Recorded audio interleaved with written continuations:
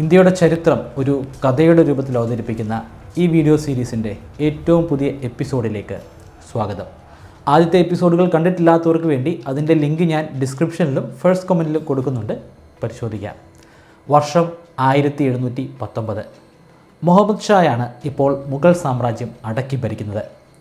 അദ്ദേഹത്തിന് രംഗീല എന്നുള്ള ഒരു അപരനാമം കൂടിയുണ്ട്. അതിൻ്റെ പിന്നിലൊരു കാരണവുമുണ്ട്.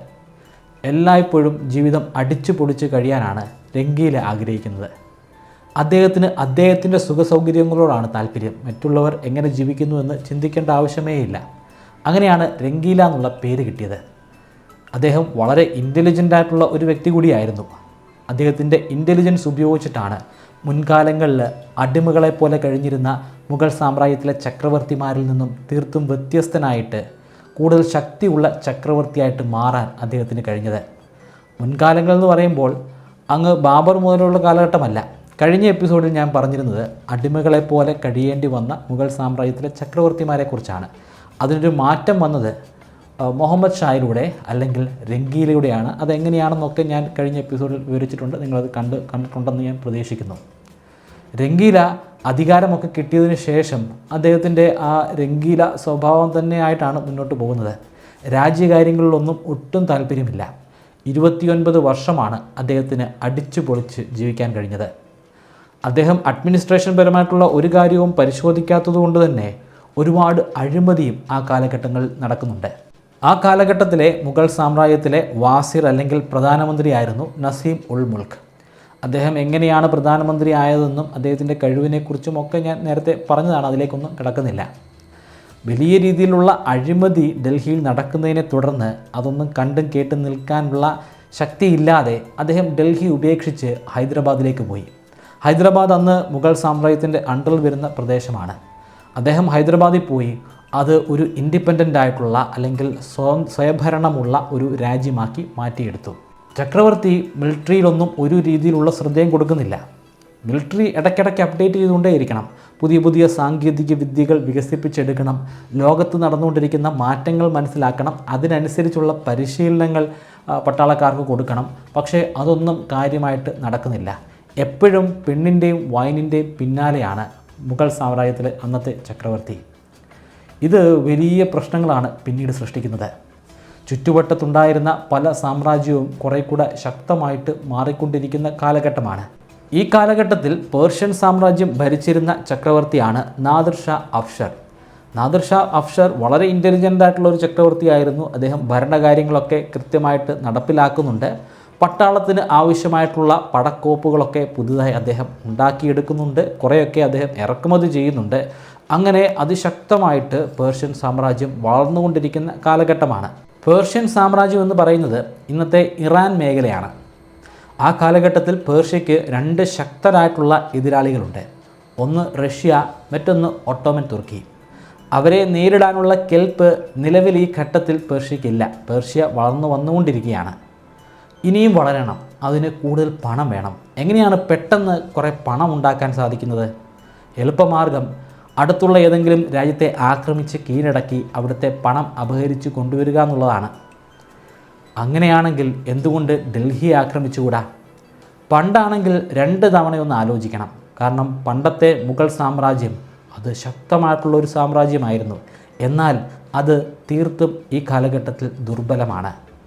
മുഹമ്മദ് ഷാ അവിടെ കാര്യമായിട്ടുള്ള സൈനിക നടപടികളൊന്നും നടത്തുന്നില്ലെന്ന് നാദിർ ഷായ്ക്ക് സ്കൗട്ടുകൾ വഴി മനസ്സിലാക്കാൻ സാധിച്ചു. ഓരോ രാജ്യങ്ങൾക്കും ഒരുപാട് സ്കൗട്ടുകളുണ്ട്. അവർ പല രാജ്യങ്ങളിലൂടെ സഞ്ചരിക്കും. കുതിരപ്പുറത്തോ അല്ലെങ്കിൽ ഒട്ടകത്തിൻ്റെ പുറത്തോ ഒക്കെ സഞ്ചരിക്കും. അപ്പോൾ അവരുടെ പ്രധാനപ്പെട്ട ലക്ഷ്യമെന്ന് പറയുന്നത് ശത്രു രാജ്യങ്ങളിൽ സംഭവിച്ചുകൊണ്ടിരിക്കുന്ന കാര്യങ്ങളെ മനസ്സിലാക്കുക എന്നുള്ളതാണ്. പക്ഷേ അവർ ഒരു വ്യാപാരി എന്ന രീതിയിലൊക്കെ ആയിരിക്കും യാത്ര ചെയ്യുന്നത്. യഥാർത്ഥത്തിൽ അവർ സ്കൗട്ടുകളാണ് അല്ലെങ്കിൽ ചാരന്മാരാണ്. അങ്ങനെ ചാരന്മാരിലൂടെയാണ് മുഗൾ സാമ്രാജ്യത്തിലെ നിലവിലെ അവസ്ഥ അദ്ദേഹം മനസ്സിലാക്കിയത്. ഡൽഹി വളരെ വളരെ ദുർബലമാണ്. ഒരുപാട് സൈനികരുണ്ട്, ലക്ഷക്കണക്കിന് സൈനികർ. പക്ഷേ അവർ ഈ കാലഘട്ടത്തിലും ഉപയോഗിക്കുന്നത് ഏതാണ്ട് 50 വർഷം പഴക്കമുള്ള ടെക്നോളജിയാണ്. വളരെ ഈസി ആയിട്ട് അവരെ തോൽപ്പിക്കാം. അങ്ങനെയാണ് നാദിർ ഷാ അദ്ദേഹത്തിൻ്റെ 55,000-ഓളം വരുന്ന സേനയുമായി യുദ്ധത്തിന് പുറപ്പെടുന്നത്. പേർഷ്യയ്ക്ക് സ്കൗട്ടുകൾ ഉള്ളതുപോലെ തന്നെ മുഗൾ സാമ്രാജ്യത്തിനും പല പ്രദേശങ്ങളിലും സ്കൗട്ടുകളുണ്ട്. ശത്രു രാജ്യങ്ങൾ ആക്രമിക്കുകയാണെങ്കിൽ ഈ സ്കൗട്ടുകളിലൂടെ അറിയാൻ പറ്റും ഉടൻ തന്നെ സ്കൗട്ടുകൾ വിവരം പട്ടാള ജനറലിനെ അറിയിക്കും. ജനറൽ അവിടേക്ക് ശക്തമായിട്ടുള്ളൊരു സേനയെ അയച്ചു കൊടുക്കും. പക്ഷേ മുഗൾ സാമ്രാജ്യത്തിൽ എല്ലാം കൃത്യമായിട്ടൊന്നുമല്ലല്ലോ നടക്കുന്നത്, എല്ലാം ഒരു ആലസ്യത്തിൽ നടക്കുകയാണ്. അതുകൊണ്ട് തന്നെ സ്കൗട്ടുകൾ ഇത് മനസ്സിലാക്കിയിട്ടും ജനറലിൽ ഇത് എത്തിക്കാനും ജനറൽ വേണ്ട കാര്യങ്ങളൊക്കെ ചെയ്യാനും ഒരുപാട് സമയം എടുക്കേണ്ടി വന്നു. അപ്പോഴേക്കും മുഗൾ സാമ്രാജ്യത്തിലേക്ക് ശത്രുക്കൾക്ക് കടന്നു കയറാൻ കഴിഞ്ഞു. സാധാരണ അതിർത്തി മേഖലയിൽ എത്തുമ്പോഴാണല്ലോ ശരിക്കും യുദ്ധം നടക്കുക. ആ അതിർത്തി ഭേദിച്ച് അകത്തേക്ക് കടക്കാനായിട്ട് സമ്മതിക്കില്ല. എന്നാൽ ഇവിടെ അങ്ങനൊരു തടസ്സമേ ഉണ്ടായിരുന്നില്ല. ശരിക്കും പേർഷ്യക്കാർ ഞെട്ടിപ്പോയി. അവർ പ്രതീക്ഷിച്ചത് ഒരു 2-3 ലക്ഷം സൈനികരുമായിട്ട് മുഗൾ സാമ്രാജ്യത്തിൻ്റെ അതിർത്തിയിൽ ഇപ്പോൾ മുഹമ്മദ് ഷാ എത്തിയിട്ടുണ്ടായിരിക്കുമെന്നാണ്. പക്ഷേ മുഹമ്മദ് ഷാ പോയിട്ട് അവിടെ ഒരു പട്ടി പോലും ഉണ്ടായിരുന്നില്ല. അതുകൊണ്ട് വളരെ ഈസി ആയിട്ട് അവർക്ക് നടന്ന് അകത്തേക്ക് കടക്കാനായിട്ട് കഴിഞ്ഞു. 55,000 സൈനികരെന്ന് പറയുമ്പോൾ ആ കൂട്ടത്തിൽ എടുത്തു പറയേണ്ട 2 വിഭാഗം സൈനിക ട്രൂപ്പുകളുണ്ട്. ഒന്ന് സംബുറാക്സ് ആണ്, ഒട്ടകങ്ങളാണ്. എന്നാൽ ആ ഒട്ടകങ്ങളുടെ മുകളിൽ വലിയ പീരങ്കികൾ ഘടിപ്പിച്ചിട്ടുണ്ട്. മറ്റൊരു വിഭാഗം മസ്കറ്റുകളാണ്. അവർ കാലാൾപ്പടയാണ്, എന്നാൽ അവരുടെ കയ്യിൽ ശക്തമായിട്ടുള്ള തോക്കുകളുണ്ട്. നാദിർഷയുടെ സൈന്യം പിന്നെയും ഒരുപാട് ദിവസങ്ങളെടുത്ത് നടന്ന് കർണാൽ എന്ന ഒരു പ്രദേശത്തെത്തി. കർണാലിൽ നിന്ന് വെറും 100 കിലോമീറ്റർ മാത്രമാണ് ഡൽഹിയിലേക്കുള്ളത്. കർണാലിൽ വെച്ചാണ് മുഗൾ സാമ്രാജ്യത്തെ സൈന്യവുമായിട്ട് ഇവർ കൂട്ടിമുട്ടുന്നത്. വർഷം 1739. മുഗൾ സാമ്രാജ്യത്തിൻ്റെ പക്കലുള്ളത് 3 ലക്ഷത്തോളം വരുന്ന സേനയാണ്. അതേസമയം പേർഷ്യക്കാരുടേത് വെറും 55,000 വരുന്ന സേന. ഇവിടെയാണ് മുഗൾ സാമ്രാജ്യം ശരിക്കും നാണം കെട്ടുപോകുന്നത്. ലോകം മുഴുവനും ഇത്രയേ ഉള്ളോ മുഗൾ സാമ്രാജ്യമെന്ന് ചോദിച്ചത് ഈ യുദ്ധത്തെ തുടർന്നാണ്. വെറും 3 മണിക്കൂർ കൊണ്ട് പേർഷ്യക്കാർക്ക് ആ യുദ്ധത്തിൽ വിജയിക്കാൻ സാധിച്ചു. ഒന്നോർക്കണം, ഒരു ഭാഗത്തുള്ളത് 3 ലക്ഷം സേനയാണ്, മറുഭാഗത്ത് വെറും 55,000. അതിൻ്റെ എത്രയോ ഇരട്ടിയാണ് മുഗൾ സാമ്രാജ്യത്തിൻ്റെ പക്കലുള്ളത്. പക്ഷേ വെറും 3 മണിക്കൂർ കൊണ്ട് വളരെ ഈസി ആയിട്ട് ആ യുദ്ധത്തിൽ അവർക്ക് വിജയിക്കാൻ സാധിച്ചു എന്ന് മാത്രമല്ല, മുഹമ്മദ് ഷായ്ക്ക് അവരുടെ ചക്രവർത്തിയെ, പേർഷ്യക്കാരുടെ ചക്രവർത്തിയെ ഡൽഹിയിലേക്ക് ആനയിച്ച് കൊണ്ടുവരേണ്ട ഒരു ഗതികേട് പോലും ഉണ്ടായി. നാദിർ ഷാ പിന്നീട് കുറച്ചു കാലം ഡൽഹിയിലുണ്ടായിരുന്നു. എഗ്രിമെൻറ്റുകൾ ഉണ്ടാക്കണം, ഇവിടെ നിന്ന് കൂടുതൽ പണം കൊണ്ടുപോകണം, എത്രമാത്രം പണം കൊണ്ടുപോകണം, ഓരോ വർഷവും എത്രമാത്രം പണമാണ് സ്വീകരിക്കേണ്ടത്, ഇതൊക്കെ കരാറാക്കണമല്ലോ. ഡൽഹി പിടിച്ചടക്കി അവിടെ ഭരിക്കണമെന്നുള്ള ഒരു ആഗ്രഹവും നാദിർ ഷായ്ക്കില്ല. അദ്ദേഹത്തിൻ്റെ പേർഷ്യ തന്നെ ഭരിക്കണം, പക്ഷേ റഷ്യയും ഒട്ടോമൻ തുർക്കിയും കീഴടക്കുകയും വേണം. 1739 മാർച്ച് മാസം 21 നാദിർ ഷാ ഡൽഹിയിലെത്തുന്നത്. ഡൽഹിയിലെത്തി കുറച്ച് ദിവസം കഴിഞ്ഞപ്പോൾ ഒരു വലിയ റൂമർ പരന്നു. നാദിർ ഷായെ ഒരു പെണ്ണ് കൊന്നിരിക്കുന്നു, ആയുധം ഉപയോഗിച്ചാണ് കൊന്നിരിക്കുന്നത്. അതോടുകൂടി അവിടെ ഉണ്ടായിരുന്ന ജനങ്ങളൊക്കെ ഇളകി.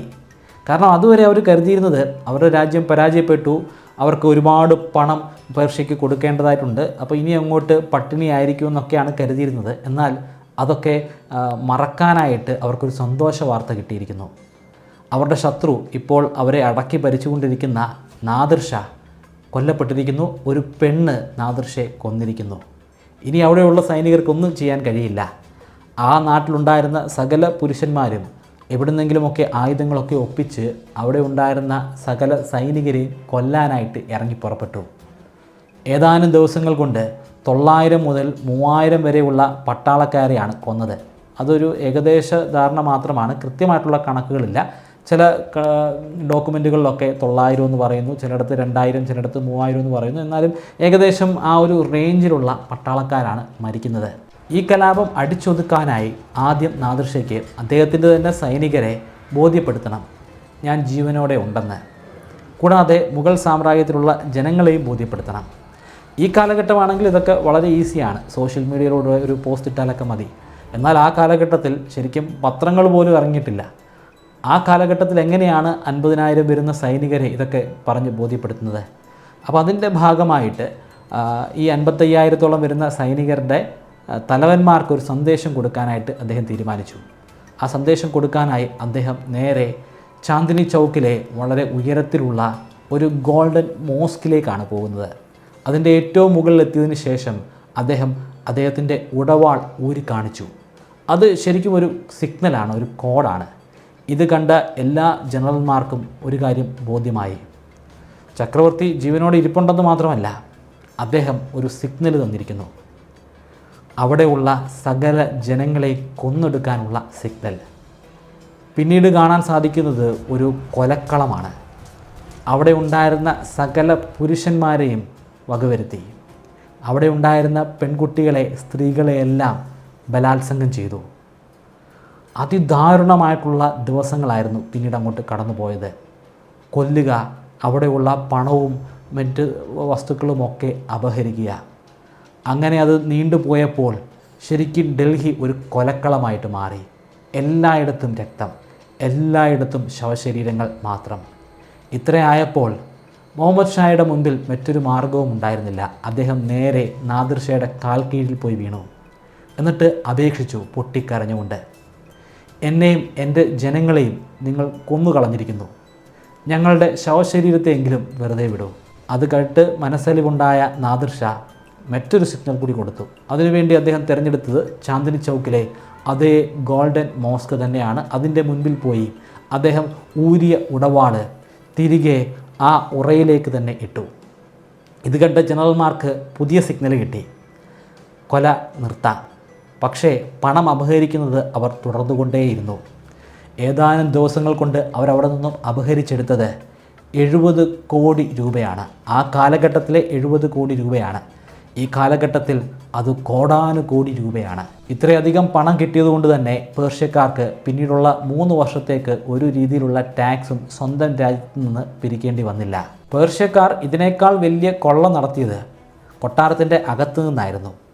ഷാജഹാൻ പണി കഴിപ്പിച്ച അതിമനോഹരമായ മയൂര സിംഹാസനത്തെക്കുറിച്ച് ഞാൻ വിസ്തരിച്ച് ഒരു വീഡിയോയിൽ, ഒരു എപ്പിസോഡിൽ പറഞ്ഞതാണ്.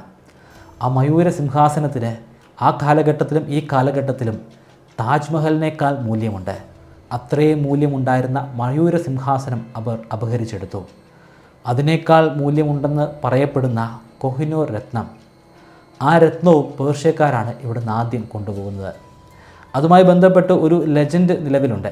അത് അങ്ങനെ തന്നെയാണ് നടന്നതെന്ന് ഒരു ഉറപ്പുമില്ല. പക്ഷേ പ്രചരിക്കുന്ന ഒരു ലെജൻഡ് ഞാൻ പറയാം.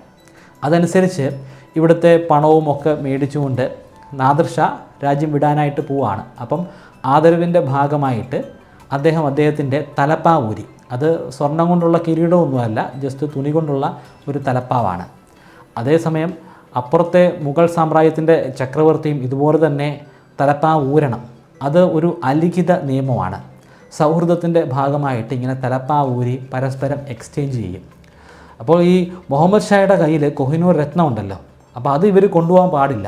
അത് ഒളിപ്പിച്ചു വെക്കാൻ പറ്റിയ ഏറ്റവും നല്ല സ്ഥലം അത് ചക്രവർത്തിയുടെ തലപ്പാവിൻ്റെ ഉള്ളിലാണെന്ന് അദ്ദേഹവും മറ്റ് മിനിസ്റ്റേഴ്സും ഒക്കെ കരുതിയിരുന്നു. അതുകൊണ്ടാണ് തലപ്പാവിൻ്റെ ഉള്ളിൽ ഈ കൊഹിനൂർ രത്നം വെച്ചിരുന്നത്.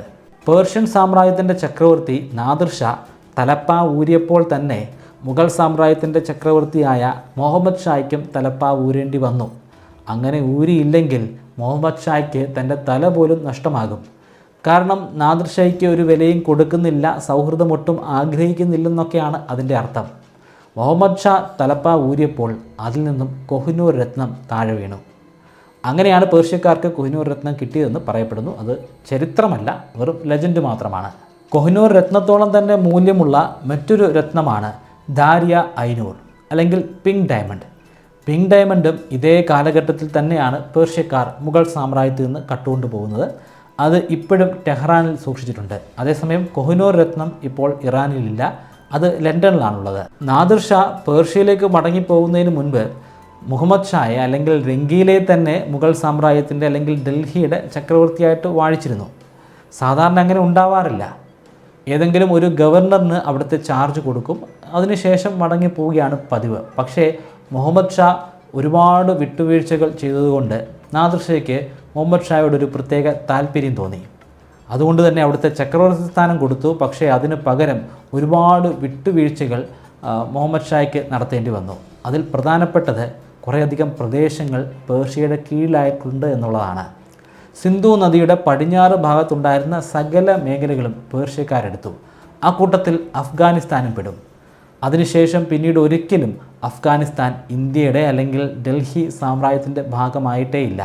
നാദിർ ഷാ ഡൽഹിയിൽ നിന്ന് പണവും സിംഹാസനവും രത്നങ്ങളും മാത്രമല്ല കൊണ്ടുപോയത്, കുറച്ച് ജനങ്ങളെയും കുറച്ച് മനുഷ്യരെയും ഇവിടുന്ന് പേർഷ്യയിലേക്ക് കൊണ്ടുപോയി.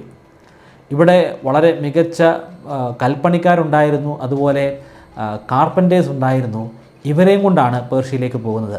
പേർഷ്യയെ അതിനൂതനമായിട്ടുള്ള ഒരു പട്ടണമാക്കി അദ്ദേഹത്തിന് മാറ്റിയെടുക്കണം. അതിന് ഏറ്റവും കഴിവുള്ള വ്യക്തികളെ ഡൽഹിയിൽ നിന്ന് കൊണ്ടുപോകണം. ഡൽഹിയിൽ എങ്ങനെയാണ് ലോകത്തിലെ ഏറ്റവും കഴിവുള്ള കൽപ്പണിക്കാരും കാർപ്പൻറ്റേഴ്സും ഒക്കെ ഉണ്ടായതെന്ന് ഞാൻ മുമ്പ് പറഞ്ഞതാണ്. താജ്മഹൽ നിർമ്മിക്കുന്നതിൻ്റെ ഭാഗമായിട്ട് ലോകത്തിൻ്റെ വിവിധ മേഖലകളിൽ നിന്നും ഏറ്റവും മികച്ച കാർപ്പൻറ്റേഴ്സിനെയും അതുപോലെ മേസൺസിനെയും ഒക്കെ കൊണ്ടുവന്നിരുന്നു. അവരുടെ പിൻതലമുറക്കാരാണ് ഡൽഹിയിൽ ഉണ്ടായിരുന്നത്. അവർ ഈ കാലഘട്ടത്തിലുമുണ്ട്. അതിൽ ഏതാനും ആളുകളെ ആ കാലഘട്ടത്തിൽ അദ്ദേഹം പേർഷ്യയിലേക്ക് കൊണ്ടുപോയി. അവരുടെ പിൻതലമുറക്കാർ ഇപ്പോഴും പേർഷ്യയിലുണ്ട്. പേർഷ്യക്കാരിൽ നിന്നും ഏറ്റ തിരിച്ചടി അത് മുഗൾ സാമ്രാജ്യത്തിന് ഒരിക്കലും മറക്കാൻ സാധിക്കുന്ന ഒരു തിരിച്ചടി ആയിരുന്നില്ല. മുഗൾ സാമ്രാജ്യത്തിന് ആ കാലഘട്ടത്തിൽ ശക്തമായിട്ടുള്ളൊരു സേനയൊന്നും ഇല്ലെന്ന് അറിയാമെങ്കിൽ പോലും അവർ ഒരു വലിയ ശക്തിയാണെന്ന് എല്ലാവരും കരുതിയിരുന്നു. എന്തിന്, ഈസ്റ്റ് ഇന്ത്യ കമ്പനി പോലും ആ കാലഘട്ടത്തിൽ അങ്ങനെ തെറ്റിദ്ധരിച്ചിരുന്നു. പക്ഷേ പേർഷ്യക്കാരിങ്ങനെ വന്ന് മുഗൾ സാമ്രാജ്യത്തെ നാണം കെടുത്തിയപ്പോൾ എല്ലാവരും ചിന്തിച്ചു, യുവമാരപ്പോൾ ഇത്ര മാത്രമേ ഉള്ളൂ, നമുക്ക് എപ്പോൾ വേണമെങ്കിലും ഇവരെ ആക്രമിക്കാം, കീഴ്പ്പെടുത്താം. ആ കൂട്ടത്തിൽ ജാട്ടുകളുണ്ട്, സിഖുകാരുണ്ട്, മറാത്തകളുണ്ട്, ബ്രിട്ടീഷ് ഈസ്റ്റ് ഇന്ത്യ കമ്പനിയുമുണ്ട്. മുഹമ്മദ് ഷാ പിന്നീടും ചക്രവർത്തി ആയെങ്കിലും അദ്ദേഹത്തിന് മുമ്പ് ആസ്വദിച്ചതുപോലുള്ള ഒരു ജീവിതം ആസ്വദിക്കാൻ കഴിഞ്ഞില്ല. കാരണം അതിനൊക്കെ പണം വേണമല്ലോ. ട്രഷറി മുഴുവനും കാലിയാണ്. സകല പണവും പേർഷ്യക്കാർ കൊണ്ടുപോയി. സൈന്യമുണ്ട്, വളരെ കുറച്ച് മാത്രം. കുറേ പേരുണ്ടായിരുന്നു, കുറേ പേരൊക്കെ യുദ്ധത്തിൽ മരിച്ചു. ബാക്കി അവശേഷിച്ച ആളുകൾ സൈന്യമൊക്കെ ഉപേക്ഷിച്ചിട്ട് പോയി. കാരണം ഇവർക്ക് കൃത്യമായിട്ട് പണമൊന്നും കിട്ടുന്നില്ല. പണം കൊടുക്കാനാണെങ്കിൽ ചക്രവർത്തിയുടെ കയ്യിൽ ഒന്നും ഇല്ലതാനും. അങ്ങനെ ഏതാനും ചില പട്ടാളക്കാരും കാലിയായിട്ടുള്ള ട്രഷറിയുമായിട്ടാണ് പിന്നീടുള്ള കുറേ കാലം മുഗൾ സാമ്രാജ്യം മുന്നോട്ട് പോയത്. പേർഷ്യൻ ആക്രമണത്തിന് ശേഷം മുഗൾ സാമ്രാജ്യത്തിൻ്റെ ഭാഗമായിട്ടുണ്ടായിരുന്ന പല പ്രദേശങ്ങളും സ്വതന്ത്ര പ്രദേശങ്ങളായിട്ട് സ്വയം പ്രഖ്യാപിച്ചു. ബംഗാൾ, ഹൈദരാബാദ്, അവാദൊക്കെയാണ് ആ പ്രദേശങ്ങൾ. ഇതൊക്കെ മുഗൾ സാമ്രാജ്യത്തിൻ്റെ കീഴിലുള്ള പ്രദേശങ്ങളായിട്ട് തന്നെയാണ് നിലനിൽക്കുന്നത്. പക്ഷേ അവർക്ക് മുഗൾ സാമ്രാജ്യത്തിന് കൊടുക്കേണ്ട കപ്പമോ ടാക്സോ ഒന്നും കൊടുക്കേണ്ട ആവശ്യമില്ല. ഇവർക്ക് സ്വന്തമായിട്ട് പട്ടാളക്കാരുണ്ട്. ആ പട്ടാളക്കാരാണെങ്കിൽ മുഗൾ സാമ്രാജ്യത്തിനേക്കാൾ കേമന്മാരുമാണ്. പക്ഷേ ഇവരൊന്നും ആദ്യ കാലഘട്ടങ്ങളിൽ മുഗൾ സാമ്രാജ്യത്തെ ആക്രമിക്കാൻ മുതിരുന്നില്ല. അങ്ങനെ ആക്രമിച്ചിട്ട് ഇവർക്ക് കാര്യമായിട്ടൊന്നും കിട്ടാനും പോകുന്നില്ല. കാരണം മുഗൾ സാമ്രാജ്യത്തിൽ മോഷ്ടിക്കാൻ പോലും ഒന്നും അടങ്ങിയിട്ടില്ല. അവിടെ പിടിച്ചെടുത്തു കഴിഞ്ഞാൽ ഇവരെന്തെങ്കിലും കൊടുത്തിട്ട് വേണം മുഗൾ സാമ്രാജ്യത്തിൽ എന്തെങ്കിലും കാര്യങ്ങൾ നടത്താൻ. അതുകൊണ്ട് തന്നെ ആരും ആക്രമിക്കാനായിട്ട് ഈ ഘട്ടങ്ങളിൽ മുതിരുന്നില്ല.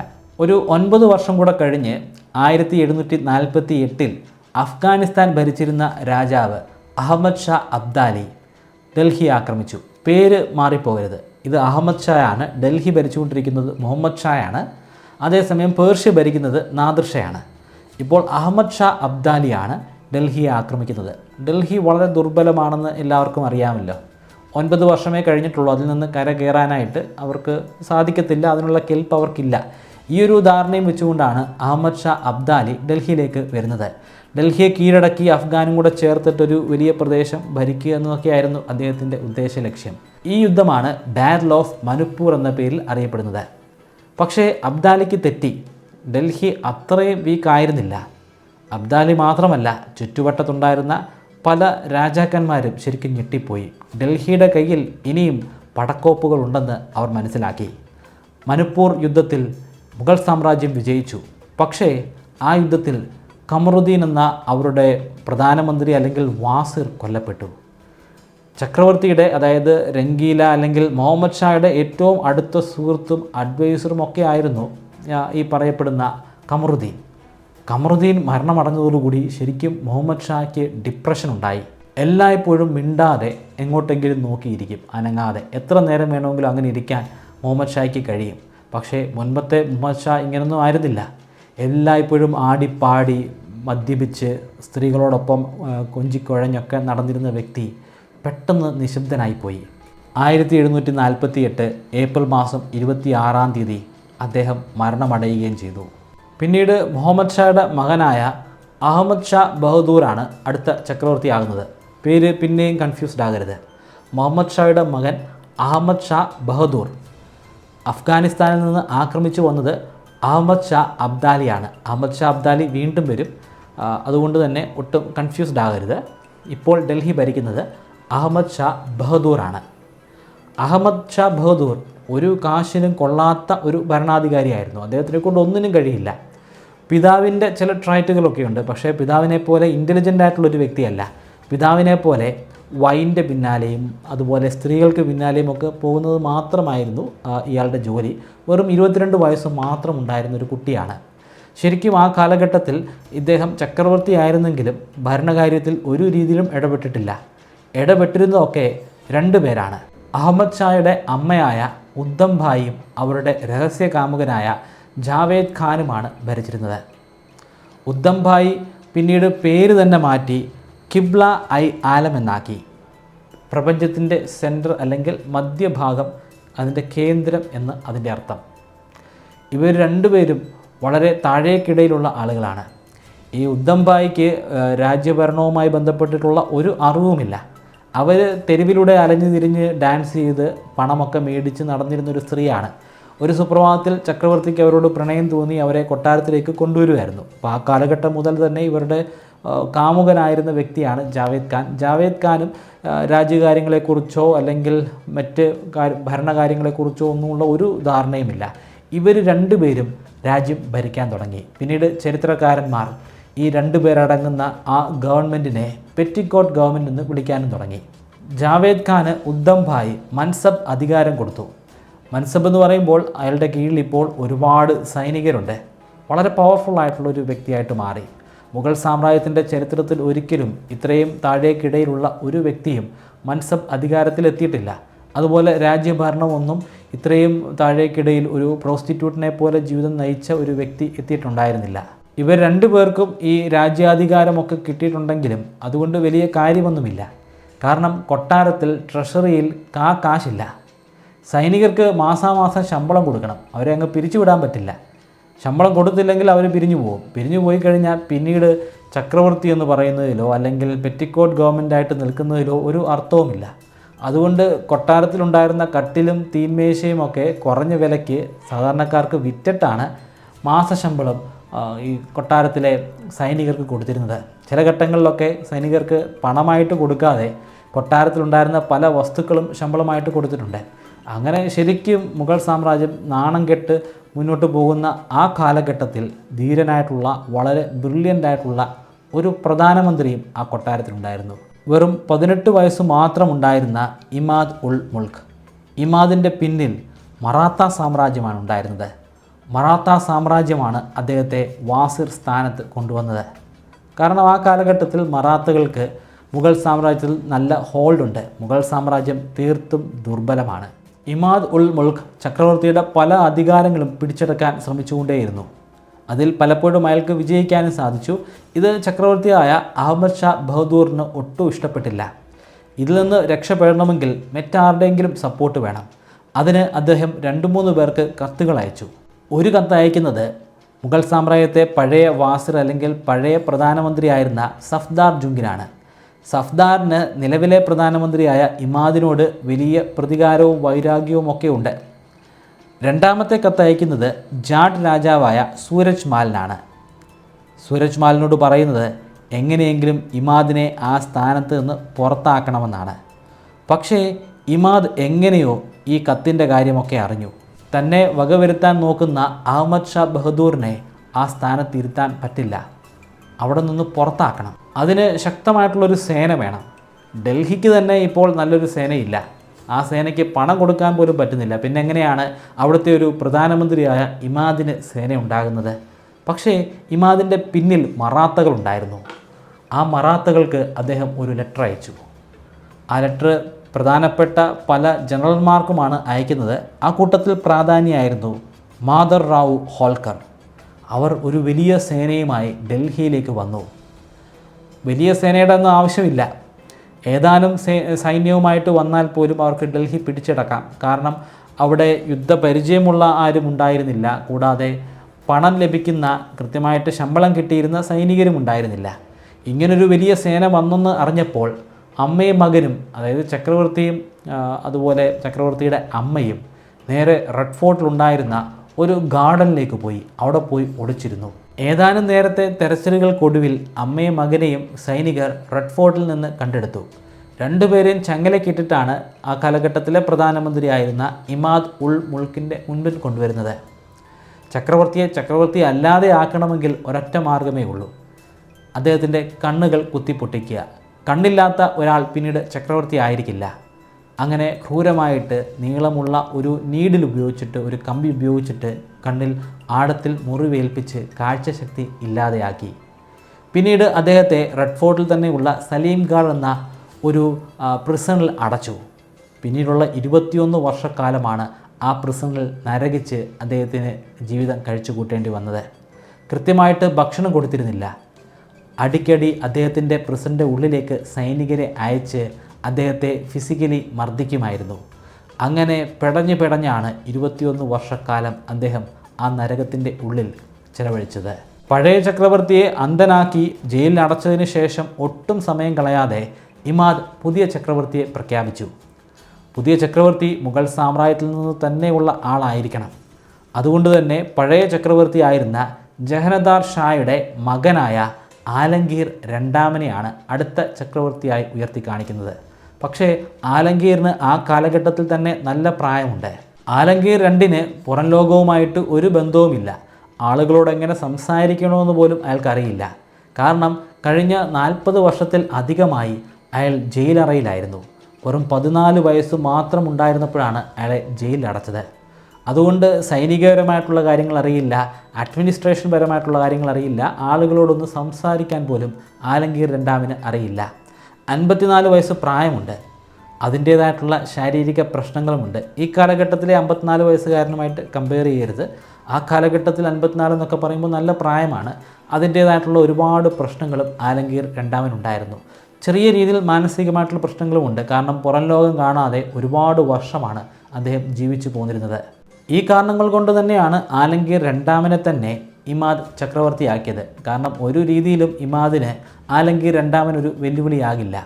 ഈ കാലഘട്ടത്തിലൊക്കെ ബംഗാൾ സ്വതന്ത്രമായിട്ടുള്ള ഒരു സ്റ്റേറ്റാണ്. പക്ഷേ മുഗൾ സാമ്രാജ്യത്തിൻ്റെ അണ്ടറിലാണ് വരുന്നത്. അത് പറച്ചിൽ മാത്രമേ ഉള്ളൂ. മുഗൾ സാമ്രാജ്യത്തിലെ ചക്രവർത്തിയുമായിട്ടുള്ള ഒരു വിധേയത്വവും ആ കാലഘട്ടത്തിലെ ബംഗാൾ നവാബിനില്ല. സിറാജ് ഉദ്ദൗളയാണ് ആ കാലഘട്ടത്തിലെ ബംഗാൾ നവാബ്. ആ കാലഘട്ടങ്ങളിലൊക്കെ ബംഗാളിൽ ബ്രിട്ടീഷ് ഈസ്റ്റ് ഇന്ത്യ കമ്പനിയുടെ സാന്നിധ്യമുണ്ട്. അവർ വ്യാപാരം നടത്തുന്നുണ്ട്. എന്നാൽ വ്യാപാരം നടത്തുന്ന ഒരു കമ്പനി എന്നതിലുപരിയായിട്ട് അവർ അവിടെ സ്വന്തമായിട്ട് സൈനികരെ വിന്യസിക്കാൻ തുടങ്ങി. അവിടെ കോട്ടകൾ പണിയാൻ തുടങ്ങി. ഒരു രാജ്യം എങ്ങനെയാണോ ഭരിക്കുന്നത് ആ രീതിയിലൊക്കെ പ്രവർത്തിക്കാൻ തുടങ്ങി. അതിനുള്ള അധികാരമൊന്നും അവർക്കുണ്ടായിരുന്നില്ല, അവർക്ക് കൊടുത്തിരുന്നില്ല. കിട്ടാത്ത അല്ലെങ്കിൽ കൊടുക്കാത്ത എഗ്രിമെൻറ്റിൻ്റെ പുറത്താണ് ശരിക്കും അവർ ഈ അഭ്യാസങ്ങളൊക്കെ നടത്തുന്നത്. ആദ്യം ബംഗാളിലെ നവാബായിരുന്ന സിറാജ് ഉദ്ദൗള അവർക്ക് വാണിംഗ് കൊടുത്തു. എത്രയും പെട്ടെന്ന് ഈ സൈനികരൊക്കെ ഇവിടുന്ന് മാറ്റിക്കോണം, നിങ്ങൾക്ക് വേണമെങ്കിൽ വ്യാപാരം നടത്താം, അതിൻ്റെ കരമൊക്കെ എനിക്ക് തരണം, അങ്ങനെ നടത്തിയിട്ട് നിങ്ങളുടെ നാട്ടിലേക്ക് തന്നെ തിരിച്ചു പൊക്കോണം. പക്ഷേ ഇതൊന്നും കേൾക്കാൻ ബ്രിട്ടീഷ് ഈസ്റ്റ് ഇന്ത്യ കമ്പനി കൂട്ടാക്കിയില്ല. അങ്ങനെയാണ് ബാറ്റിൽ ഓഫ് പ്ലാസി എന്ന പ്രശസ്തമായിട്ടുള്ള അല്ലെങ്കിൽ കുപ്രശസ്തമായിട്ടുള്ള യുദ്ധം നടക്കുന്നത്. വർഷം 1757 ജൂൺ മാസം 23-ാം തീയതി. ബ്രിട്ടീഷുകാരെ അന്ന് നയിക്കുന്നത് റോബർട്ട് ക്ലൈവാണ്. ആ യുദ്ധത്തിൽ ജയിക്കേണ്ടത് സിറാജ് ഉദ്ദൗള തന്നെയാണ്. കാരണം അദ്ദേഹത്തിൻ്റെ പക്കൽ ശക്തമായിട്ടുള്ളൊരു സേനയുണ്ട്. പക്ഷേ എന്നിട്ടും അദ്ദേഹം പരാജയപ്പെട്ടു. അതിൻ്റെ കാരണം അദ്ദേഹത്തിൻ്റെ ചീഫ് കമാൻഡറായിട്ടുള്ള മിർ ജാഫറാണ്. യുദ്ധത്തിന് ഏതാനും ദിവസങ്ങൾക്ക് മുൻപ് റോബർട്ട് ക്ലൈവ് മിർ ജാഫറുമായിട്ട് ഒരു കരാറുണ്ടാക്കിയിരുന്നു. മിർ ജാഫറിനെ അടുത്ത ബംഗാളിൻ്റെ നവാബാക്കി മാറ്റാം. യുദ്ധം നടക്കുമ്പോൾ മിർ ജാഫറിൻ്റെ കീഴിലുള്ള ഒരു സൈനികരും യുദ്ധത്തിൽ പങ്കെടുക്കില്ല. യുദ്ധം ആരംഭിച്ചപ്പോൾ സിറാജ് ഉദ്ദൗളയുടെ കൂടെ ഉണ്ടായിരുന്ന ഏതാനും സൈനികർ മാത്രമാണ് യുദ്ധത്തിൽ പങ്കെടുത്തത്. മിർ ജാഫർ അതൊന്നും കണ്ടില്ലെന്ന് നടിച്ചു. പലകുറി സിറാജ് ഉദ്ദൗള മിർ ജാഫറിൻ്റെ അറ്റൻഷൻ പിടിച്ചെടുക്കാനായിട്ട് ശ്രമിച്ചിരുന്നു.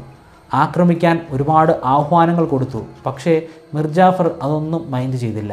മിർ ജാഫറിൻ്റെ മുൻപിൽ വെച്ച് അവിടെ ഉണ്ടായിരുന്ന ബംഗാൾ പടയാളികൾ ദാരുണമായി കൊല ചെയ്യപ്പെട്ടു, അല്ലെങ്കിൽ ദാരുണമായി ചതിക്കപ്പെട്ടു.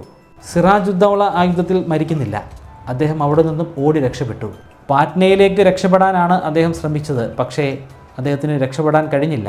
ഏതാനും ദിവസങ്ങൾക്കുള്ളിൽ ബ്രിട്ടീഷുകാർ തന്നെ അദ്ദേഹത്തെ പിടിച്ചു. അതിനുശേഷം 1757 ജൂലൈ മാസം 2-ാം തീയതി അദ്ദേഹത്തെ കൊല ചെയ്തു.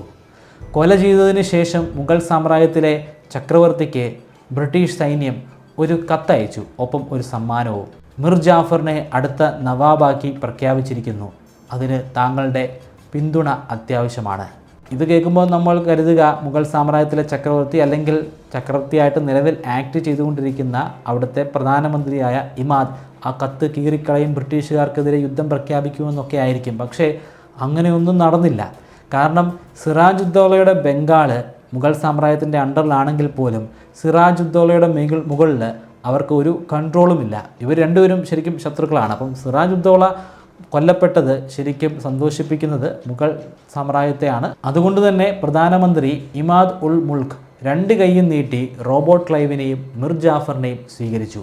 മിർ ജാഫർ അടുത്ത ബംഗാളിൻ്റെ നവാബായി മാറി. പ്രധാനമന്ത്രി ഇമാദ് ഉൽ മുൽക്ക് വളരെ മോശമായിട്ടാണ് ചക്രവർത്തിയായിരുന്ന ആലംഗീർ രണ്ടാമനോട് പെരുമാറിയിരുന്നത്. പലരുടെയും മുൻപ് വെച്ച് അദ്ദേഹത്തെ ചീത്ത വിളിക്കുക, അദ്ദേഹത്തെ പിടിച്ച് തള്ളി മാറ്റുക, ബലമായിട്ട് അദ്ദേഹത്തെ കൊണ്ട് ഒപ്പിടിക്കുക, ഇങ്ങനെയൊക്കെ ചെയ്യുമായിരുന്നു. ആലംഗീർ രണ്ടാമന് നല്ല പ്രായവുമുണ്ട്. ഇമാദ് ഉൽ മുൽക്ക് ഒരു ചെറുപ്പക്കാരനുമാണ്. ഇതൊക്കെ അനുഭവിച്ച് സഹികെട്ടപ്പോൾ ആലംഗീർ രണ്ടാമൻ അഫ്ഗാനിസ്ഥാൻ ഭരിച്ചിരുന്ന അവിടുത്തെ രാജാവായ അഹമ്മദ് ഷാ അബ്ദാലിക്ക് ഒരു കത്തയച്ചു.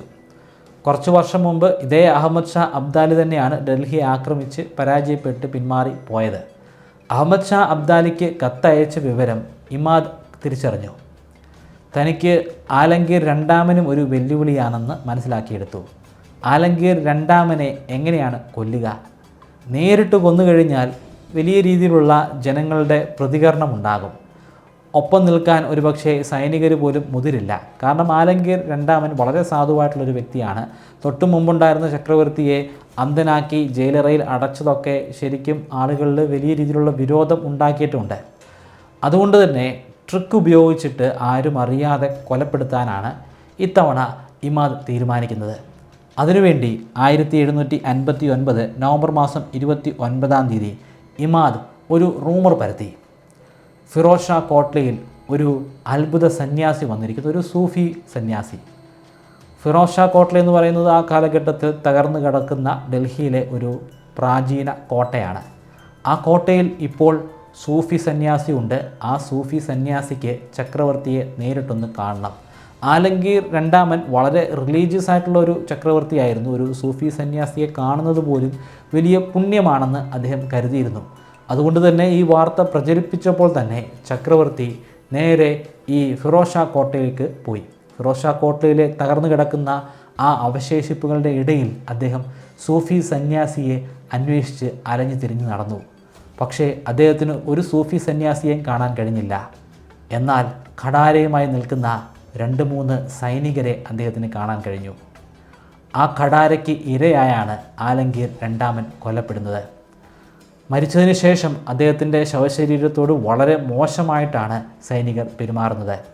അദ്ദേഹത്തെ പൂർണ്ണമായിട്ട് നഗ്നനാക്കിയതിന് ശേഷം ശരീരം മുഴുവനും പ്രാകൃതമാകുന്ന രീതിയിൽ മുറിവുകൾ ഏൽപ്പിച്ച് യമുന നദിയിലേക്ക് വലിച്ചെറിഞ്ഞു. അത് ഒഴുകി അങ്ങ് കടലിൽ വരെ പോയില്ല, അത് കരയ്ക്കടുത്തു. കുറച്ച് ദിവസം കരയ്ക്കടുത്ത് അതങ്ങനെ കടന്നു. അതവിടെ കടന്ന് പുഴുത്ത് നാറാൻ തുടങ്ങി. പരിസര പ്രദേശത്തുണ്ടായിരുന്ന ആളുകൾക്ക് അസഹ്യമായപ്പോൾ അവരൊരു കുഴി കുത്തി ആ കുഴിയിൽ ആലംഗീർ രണ്ടാമനെ ഇട്ട് മൂടുകയായിരുന്നു. അത് ഒരു ശവമടക്കായിട്ടൊന്നും നമുക്ക് പറയാൻ സാധിക്കില്ല. ഈ തെരുവ് നായ്ക്കളൊക്കെ മരിച്ച് ഭയങ്കരമായിട്ട് നാറ്റം ഉണ്ടാകുമ്പോൾ നമ്മളൊരു കുഴി ഉണ്ടാക്കി അവിടെ കുഴിച്ചിടുമല്ലോ, ഏതാണ്ട് അതുപോലെയുള്ള ഒരു അടക്കമായിരുന്നു ആലംഗീർ രണ്ടാമൻ്റേത്.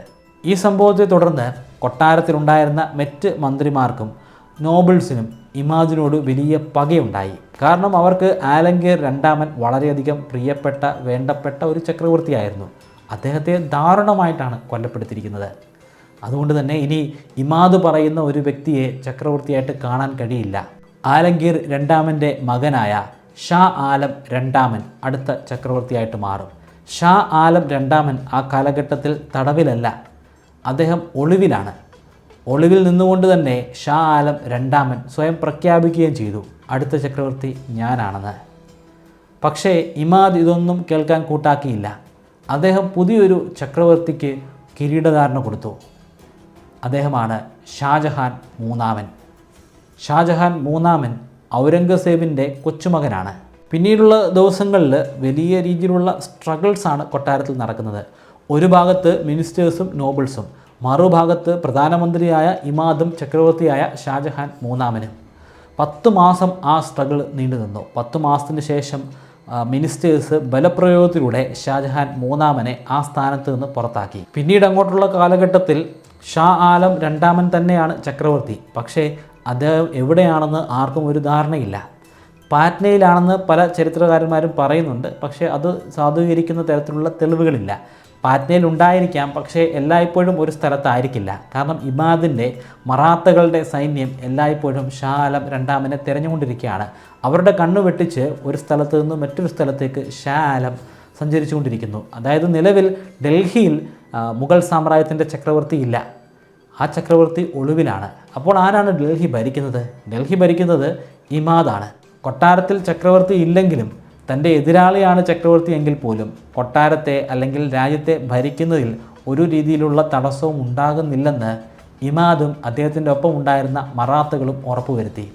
മറാത്തകൾക്ക് യഥേഷ്ടം എപ്പോൾ വേണമെങ്കിലും മുഗൾ സാമ്രാജ്യത്തിലേക്ക് വരാം. അവർ പലപ്പോഴും കൊട്ടാരത്തിൽ തമ്പടിച്ചിട്ടുണ്ട്. എന്നാൽ മുഗൾ സാമ്രാജ്യത്തിലുള്ള ആളുകൾക്ക്, അവിടുത്തെ മിനിസ്റ്റേഴ്സിന്, നോബിൾസിന്, എന്തിനും സാധാരണക്കാരായിട്ടുള്ള ആളുകൾക്ക് പോലും ഇതിനോട് വലിയ താല്പര്യമില്ല. മറാത്തകൾ ഹൈന്ദവ മത വിശ്വാസികളാണ്. അപ്പോൾ അത്തരത്തിലുള്ള ആളുകൾക്ക് യഥേഷ്ടം തങ്ങളുടെ രാജ്യത്തൂടെ സഞ്ചരിക്കാനൊക്കെ സാധിക്കുന്നത് വളരെ മോശകരമായിട്ടുള്ളൊരു കാര്യമാണെന്ന് മുഗളന്മാർ ആ കാലഘട്ടത്തിൽ വിശ്വസിച്ചിരുന്നു. പക്ഷേ ഇമാദിനൊരു കുഴപ്പവുമില്ല. കാരണം ഇമാദിനെ ഈ സ്ഥാനത്തേക്ക് കൊണ്ടുവന്നത് തന്നെ മറാത്തകളാണ്. അതുകൊണ്ട് ഇമാദ് ഇവർക്ക് പൂർണ്ണമായിട്ടുള്ള സ്വാതന്ത്ര്യം കൊടുത്തിരുന്നു. ഇമാദും മറാത്തകളും ചേർന്ന് അഫ്ഗാനികൾക്കെതിരെയുള്ള ആക്രമണങ്ങൾ ഈ കാലഘട്ടത്തിൽ ആരംഭിക്കുന്നു. അഫ്ഗാനിസ്ഥാനിൽ പോയിട്ടുള്ള ആക്രമിക്കുന്നത്. അഫ്ഗാനിസ്ഥാൻ ആ കാലഘട്ടത്തിൽ തന്നെ പഞ്ചാബ് ഭരിക്കുന്നുണ്ട്. മറാത്തകൾ പഞ്ചാബും ലാഹോറും കീഴടക്കി. ആ കാലഘട്ടത്തിൽ പഞ്ചാബും ലാഹോറും ഭരിച്ചിരുന്നത് അഫ്ഗാനിസ്ഥാൻ്റെ രാജാവായ അഹമ്മദ് ഷാ അബ്ദാലിയുടെ അല്ലെങ്കിൽ അഹമ്മദ് ഷാ ദുറാനിയുടെ, രണ്ടും ഒരാൾ തന്നെയാണ്. അദ്ദേഹത്തിൻ്റെ മകനായിരുന്നു അവിടുത്തെ ഗവർണർ. മകനെ പുറത്താക്കി ആ പ്രദേശമൊക്കെ കീഴടക്കിയപ്പോൾ അഹമ്മദ് ഷാ ദുറാനിക്ക് വലിയ ദേഷ്യമുണ്ടായി. അദ്ദേഹം മറാത്തകളെ ആക്രമിക്കാൻ തീരുമാനിച്ചു. അങ്ങനെയാണ് ജനുവരി മാസം 14-ാം തീയതി 1761 തേർഡ് ബാറ്റിൽ ഓഫ് പാനിപ്പട്ട് ആരംഭിക്കുന്നത്. അഹമ്മദ് ഷാ ദുറാനി ഒറ്റയ്ക്കല്ല, അദ്ദേഹത്തിന് സപ്പോർട്ട് കൊടുത്തുകൊണ്ട് തന്നെ റൊഹില്ല അഫ്ഗാൻ്റെ ഒരു സേനയുണ്ട്. കൂടാതെ നവാബ് ഓഫ് അവാദിലെ നവാബിൻ്റെ സേനയുമുണ്ട്. ആ കാലഘട്ടത്തിൽ നവാബ് ഷുജാ ഉദ്ദൗളയാണ്. ഇത്രയും ശക്തമായിട്ടുള്ള ഒരു സേനയ്ക്കെതിരെയാണ് സദാശിവ റാവുവിൻ്റെ നേതൃത്വത്തിലുള്ള മറാത്തകൾ യുദ്ധം നേരിടുന്നത്. 2 മാസമാണ് ഈ യുദ്ധം നീണ്ടുനിന്നത്. പാനിപ്പട്ടിൽ ഒരു വലിയ കോട്ടയുണ്ടായിരുന്നു. ആ കോട്ടയ്ക്ക് ചുറ്റുമായിട്ട് ഒരു വലയമുണ്ടാക്കി അഫ്ഗാനികൾ. അതിനുശേഷം ആ കോട്ടയ്ക്കുള്ളിലേക്ക് ഒരു രീതിയിലുള്ള ഭക്ഷണ പദാർത്ഥവും ജലവും എത്തുന്നില്ലെന്ന് ഉറപ്പുവരുത്തി. അതൊരു കോട്ട നഗരിയാണ്. ആ നഗരത്തിൽ സാധാരണ ജനങ്ങളുണ്ട്, പട്ടാളക്കാരുണ്ട്. അവരവിടെ ജീവിക്കുകയാണ്. അവർക്ക് ഭക്ഷണവും ജലവും കിട്ടാതെ വരുമ്പോൾ അവർ ശരിക്കും തകർന്നു പോകും. അങ്ങനെ ഭക്ഷണവും ജലവും അവിടെ കിട്ടുന്നില്ലെന്ന് ഉറപ്പുവരുത്തുക മാത്രമല്ല, നിരന്തരമായിട്ട് ഈ കോട്ടയെ ആക്രമിച്ചുകൊണ്ട് തന്നെ ഇരുന്നു. സദാശിവ റാവുവിൻ്റെ ഭാഗത്തു നിന്നും പ്രത്യാക്രമണം ഉണ്ടാകുന്നുണ്ട്. പക്ഷേ അത് അത്ര മൂർച്ചയുള്ള ഒരു യുദ്ധമൊന്നുമായിരുന്നില്ല, അല്ലെങ്കിൽ പ്രത്യാക്രമണമായിരുന്നില്ല. ഭക്ഷണവും ജലവും കിട്ടാതെ ആയപ്പോൾ സദാശിവ റാവുവിൻ്റെ പക്കൽ ഒന്നുമില്ല. ആകെ ഉണ്ടായിരുന്നത് ധീരത മാത്രമാണ്. മറാത്തകൾ ധീരതയ്ക്ക് വളരെയധികം പേരുകെട്ടവരാണ്. അവർ മരണത്തെ ഒരിക്കലും ഭയപ്പെടില്ല. മരിക്കുമെന്ന് ഉറപ്പാകുന്ന സാഹചര്യത്തിൽ അവർ ധൈര്യമായി പോരാടും. മരിക്കുമെന്ന് അവർക്ക് ഉറപ്പാണ്, പക്ഷേ ആ മരണം ധീരതയോടുകൂടിയുള്ള മരണമായിരിക്കണം. അങ്ങനെ സദാശിവ റാവുവിൻ്റെ സൈന്യം മരിക്കുമെന്ന് ഉറപ്പ് വരുത്തിക്കൊണ്ട് തന്നെ ധീരമായിട്ട് ചെറുത്തു നിന്നു. ആ യുദ്ധത്തിൽ സദാശിവ റാവു കൊല്ലപ്പെട്ടു. മറാത്തകൾക്ക് നോർത്ത് ഇന്ത്യയിൽ പിന്നീട് കാര്യമായിട്ടുള്ള ഒരു റോളും ഇല്ലാതെയായി. മറാത്തകൾ പിന്മാറിയതോടുകൂടി ഡൽഹിയിൽ ഇമാദ് ഉൽ മുൾക്കിന് ഒരു പ്രാധാന്യവുമില്ല. കാരണം മറാത്ത എന്നുള്ള ഒരു ശക്തിയുടെ ഒരു ബലത്തിൽ മാത്രമാണ് ഇമാദ് ഉൽ മുൾക്ക് അവിടെ നിന്നത്. ഈ ഡൽഹിയിലുള്ള ഒരാൾക്ക് പോലും ഇമാദിനെ കണ്ടുകൂടാ. ആ കൊട്ടാരത്തിലുള്ള ആർക്കും ഇമാദിനോട് ഒട്ടും ഇഷ്ടവുമില്ല. ഇതൊക്കെ മനസ്സിലാക്കിയ ഇമാദ് ഉൽ മുൾക്ക് യുദ്ധം പരാജയപ്പെട്ടു എന്ന് അറിഞ്ഞപ്പോൾ ഒട്ടും സമയം കളയാതെ അവിടെ നിന്നും ഒളിച്ചോടി. പിന്നീടുള്ള അദ്ദേഹത്തിൻ്റെ ജീവിതം മുഴുവനും സ്പിരിച്വലായിരുന്നു. അദ്ദേഹം പിന്നീട് ഹജ്ജിന് പോയി എന്നൊക്കെയാണ് പറയപ്പെടുന്നത്. പിന്നീട് അദ്ദേഹം പൊളിറ്റിക്കലായിട്ടുള്ള അദ്ദേഹത്തിൻ്റെ കരിയറിലേക്ക് ഒരിക്കലും മടങ്ങി വന്നിട്ടില്ല. അഹമ്മദ് ഷാ ദുറാനിക്ക് ആ ഘട്ടത്തിൽ ഡൽഹി ഭരിക്കണമെന്നുള്ള ഒരു ആഗ്രഹവുമില്ല. പ്രതികാരം വീട്ടാൻ വേണ്ടിയാണ് ഇങ്ങോട്ട് വന്നത്. പ്രതികാരം വീട്ടി ഇനി മടങ്ങിപ്പോകാം. പക്ഷേ മടങ്ങിപ്പോകുന്നതിന് മുൻപ് പുതിയൊരു പ്രധാനമന്ത്രിയെ കൂടി അദ്ദേഹം അവരോധിച്ചു. കാരണം ഇമാദ് ഉൾ മുൾക്ക് ഇപ്പോൾ ഡൽഹിയിലില്ല. പ്രധാനമന്ത്രി സ്ഥാനം വേക്കൻ്റാണ്. ചക്രവർത്തി ഉണ്ട്, പക്ഷേ ചക്രവർത്തി ഒളിവിലാണ്. അതുകൊണ്ട് അദ്ദേഹം പുതിയ പ്രധാനമന്ത്രിയായി നജീബ് ഉദ്ദൗളയെ അവരോധിച്ചു. അതിനുശേഷം മടങ്ങിപ്പോയി. നമുക്കിനി ബംഗാൾ വരെ ഒന്ന് പോയി നോക്കാം. ബംഗാളിൽ ബ്രിട്ടീഷുകാർക്ക് വളരെ വേണ്ടപ്പെട്ട മിർ ജാഫറാണല്ലോ നവാബ്. പക്ഷേ ഇപ്പോൾ കാര്യങ്ങൾ അങ്ങനെയൊന്നുമല്ല നടക്കുന്നത്. മിർ ജാഫറിനെ നവാബാക്കിയപ്പോൾ മിർ ജാഫർ ചില വാഗ്ദാനങ്ങളൊക്കെ കൊടുത്തിരുന്നു. ബ്രിട്ടീഷുകാർ പറയുന്ന പോലൊക്കെ ചെയ്തു കൊള്ളാമെന്ന്. ഖജനാവിലുണ്ടായിരുന്ന പണമൊക്കെ ബ്രിട്ടീഷുകാർക്ക് കൊടുക്കേണ്ടി വന്നു എന്ന് മാത്രമല്ല, ഇനിയുള്ള കാലങ്ങളിൽ ടാക്സ് ഇല്ലാതെ വ്യാപാരം നടത്താനുള്ള അനുമതിയും കൊടുത്തു. അതേസമയം ഇന്ത്യക്കാരായിട്ടുള്ള വ്യാപാരികൾക്ക് ടാക്സ് ഉണ്ട്. അതുകൊണ്ട് തന്നെ ഇന്ത്യക്കാർ വിൽക്കുന്ന സാധനങ്ങൾക്ക് നല്ല വിലയാണ്. ബ്രിട്ടീഷുകാർ വിൽക്കുന്ന സാധനങ്ങൾക്ക് വലിയ വിലയില്ലതാനും. അതുകൊണ്ട് തന്നെ ആളുകൾ കൂടുതലായി ബ്രിട്ടീഷുകാരുടെ പ്രോഡക്റ്റ് മേടിക്കാൻ തുടങ്ങി. ഇന്ത്യക്കാരുടെ കച്ചവടം നടക്കുന്നില്ല. ഇതോടുകൂടി ഖജനാവിൽ കാര്യമായിട്ട് പണമൊന്നും വരുന്നില്ല. കാരണം ബ്രിട്ടീഷുകാർ സാധനങ്ങൾ വിൽക്കുമ്പോൾ അതിന് ടാക്സ് ഇല്ല. സർക്കാരിൻ്റെ അല്ലെങ്കിൽ ഖജനാവിലേക്ക് ഒന്നും തന്നെ അതിലൂടെ പണം വരില്ല. ഇന്ത്യക്കാർ വിൽക്കുമ്പോഴേ പണം വരത്തുള്ളൂ. പക്ഷേ ഇന്ത്യക്കാരുടെ പ്രോഡക്റ്റ് ആരും മേടിക്കുന്നില്ല. ഇന്ത്യക്കാരായിട്ടുള്ള മെർച്ചൻസിനെ ഇത് ബാധിച്ചു. ബ്രിട്ടീഷുകാർ സാധനങ്ങളുടെ വില അല്പമൊന്ന് കൂട്ടി. അങ്ങനെ സാധാരണക്കാരായിട്ടുള്ള ആളുകൾക്ക് ഒരു രീതിയിലുള്ള സാധനങ്ങൾ മേടിക്കാൻ പറ്റാത്തൊരു അവസ്ഥയുണ്ടായി. ഇങ്ങനെ വലിയ വലിയ പ്രശ്നങ്ങളൊക്കെ ഉണ്ടായപ്പോൾ മിർ ജാഫർ ഒന്ന് മാറി ചിന്തിച്ചു. ബ്രിട്ടീഷ് ഈസ്റ്റ് ഇന്ത്യ കമ്പനിയുടെ ഒപ്പം നിന്നു കഴിഞ്ഞാൽ ശരിക്കും താനും തൻ്റെ ജനങ്ങളും ഇവിടെ പട്ടിണി കിടന്ന് മരിക്കും. അതൊഴിവാക്കണമെങ്കിൽ ബാഹ്യമായ ഒരു ശക്തിയെ ഇവിടെ കൊണ്ടുവരണം. അങ്ങനെയാണ് ഡച്ച് ഈസ്റ്റ് ഇന്ത്യ കമ്പനിയുമായിട്ട് ഒരു ടൈപ്പ് ഉണ്ടാക്കാനായിട്ട് ശ്രമിക്കുന്നത്. ഇതിനെ തുടർന്ന് ബ്രിട്ടീഷ് ഈസ്റ്റ് ഇന്ത്യ കമ്പനിയും ഡച്ച് ഈസ്റ്റ് ഇന്ത്യ കമ്പനിയും തമ്മിൽ ഒരു യുദ്ധം നടന്നു. ആ യുദ്ധത്തിൽ വിജയിക്കുന്നത് ബ്രിട്ടീഷ് ഈസ്റ്റ് ഇന്ത്യ കമ്പനിയായിരുന്നു. ബ്രിട്ടീഷ് ഈസ്റ്റ് ഇന്ത്യ കമ്പനി വിജയിച്ചതോടുകൂടി ബംഗാളിൻ്റെ നവാബ് സ്ഥാനം മിർ ജാഫറിന് നഷ്ടപ്പെട്ടു. മിർ ജാഫറിൻ്റെ മകനായ മിർ ഖാസിമിനാണ് ആ സ്ഥാനം കൊടുക്കുന്നത്. പിന്നീടുള്ള ടൈപ്പുകളൊക്കെ മിർ ഖാസിമായിട്ടാണ് നടക്കുന്നത്. പക്ഷേ മിർ ഖാസിമിനും ശരിക്കും ശ്വാസം മുട്ടാൻ തുടങ്ങി. ബ്രിട്ടീഷുകാരുടെ സ്വഭാവം അങ്ങനെയാണ്.